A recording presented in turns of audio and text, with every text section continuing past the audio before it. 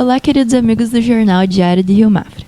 No dia 24 de outubro, nós temos o dia do combate à poliomielite, essa doença que recentemente tomou novamente a preocupação das pessoas, né, devido à baixa taxa de vacinação aqui no nosso país. E para conversar um pouquinho sobre esse assunto, a gente trouxe hoje a nossa convidada, a pediatra doutora Alejandra Antezana. Então, seja muito bem-vinda.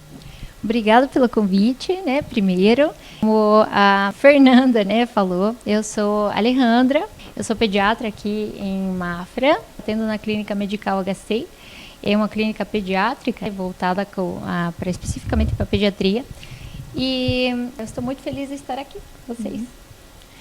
Então, para começar um pouquinho, antes de entrar nesse assunto sobre a poliomielite, né, você pode fazer uma breve apresentação para o público, contar um pouquinho sobre você. Ok. Bom, como eu já disse, né, eu sou pediatra faz algum tempinho já, né, faz mais de 10 anos já que eu sou pediatra. Eu vim para Mafra faz uns 5 anos atrás. A gente abriu uma clínica, a Medical HC, que está localizada em Mafra, na Avenida Severiano Maia. É uma clínica que é voltada para a pediatria. É uma clínica que tem a característica de procurar o melhor atendimento para as crianças, colocando todos os especialistas em áreas pediátricas, né? Tanto fono, nutricionista, psicóloga, né? A gente quer que a saúde de Mafra em relação à pediatria melhore.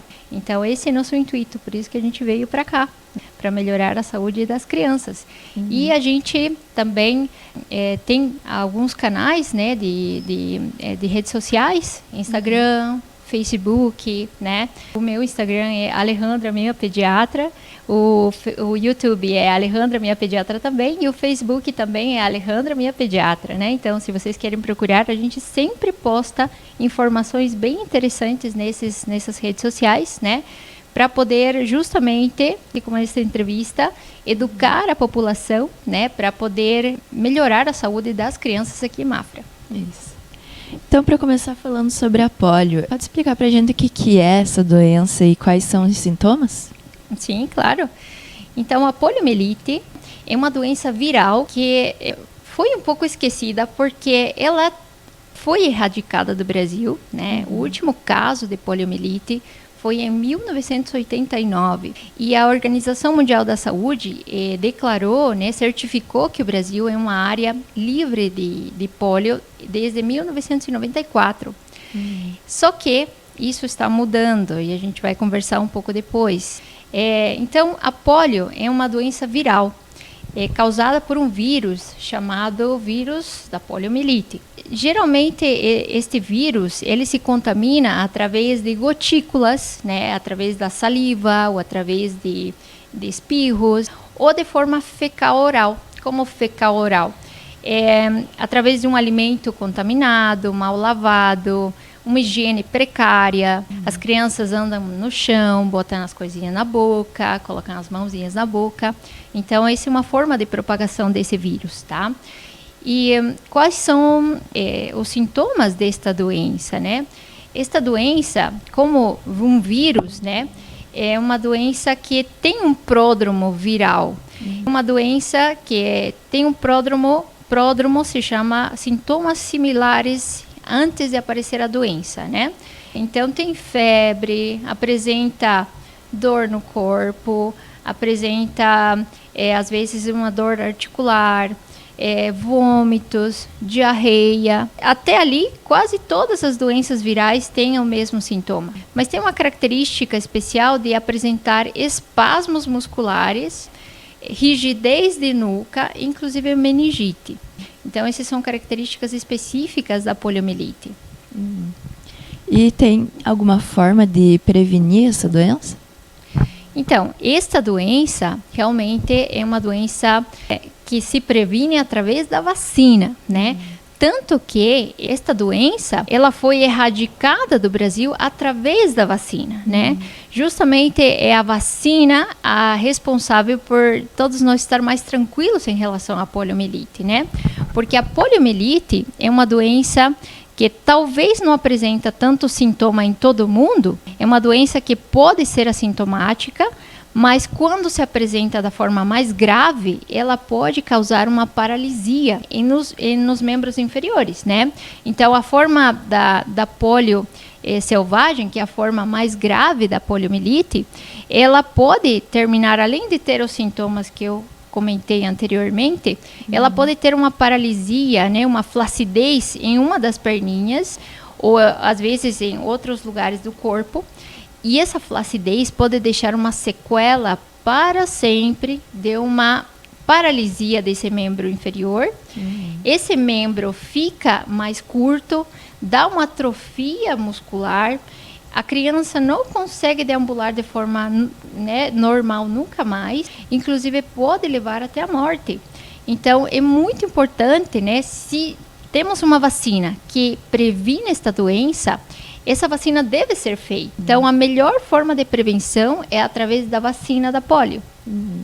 E qual que seria o público-alvo da vacinação contra a polio? A gente recomenda todas as crianças abaixo dos 5 anos. Então, as crianças até 1 ano devem completar o esquema vacinal com polio intramuscular, que é a VIP. Então, se você tem um filho, você veja na carteirinha do teu filho, né? Onde está escrito VIP. Se ele não tem 3 doses dessa VIP, né? Você deve procurar o teu posto de saúde. Essas 3 doses devem ser feitas com 2, com 4 e com 6 meses, tá? Uma dose com 2, uma dose com 4, outra com 6 meses, tá?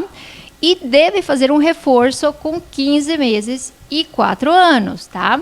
Então, toda criança menor de 1 ano deve procurar o seu posto para completar o esquema, tá?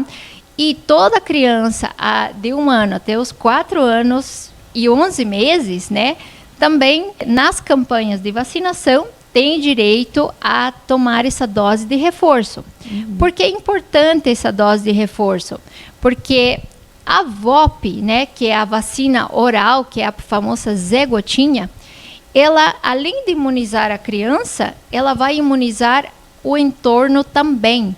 Porque como é um vírus fecal oral, né, ele se contamina através das fezes, a vacina ela sai pelas fezes também. E ela termina vacinando o resto do entorno. É por isso que é tão importante para a gente não ter, né, o retorno desta doença que pode ser tão grave em crianças e também em adultos que não estão vacinados. Após a criança, se caso ela tiver a poliomielite, tem alguma forma de tratamento dessa doença? Como é uma doença viral, né, não existe um tratamento específico. Não existe um antibiótico, porque é vírus, e não existe um antiviral que mate o vírus da poliomielite. Então, a gente trata o sintoma que vai aparecendo.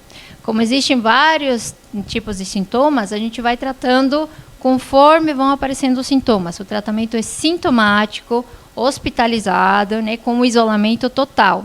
Mas, como eu disse, né, o último caso aqui no Brasil foi em 1989. Então, faz muito tempo que ninguém trata a poliomielite aqui. Aqui nos nossos municípios de Mafra e Rio Negro, né, a taxa de adesão à vacina foi bem alta, só que em algumas cidades e estados aí do Brasil acabou tendo um desempenho negativo isso, né? Por que aconteceu essa baixa adesão à vacina?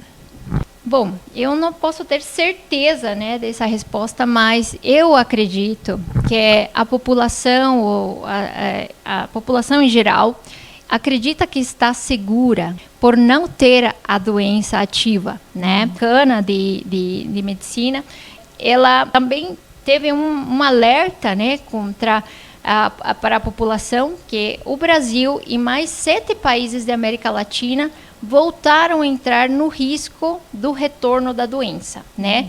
Não quer dizer que voltou a doença, mas começamos a ter um risco maior do retorno dessa doença. Por quê?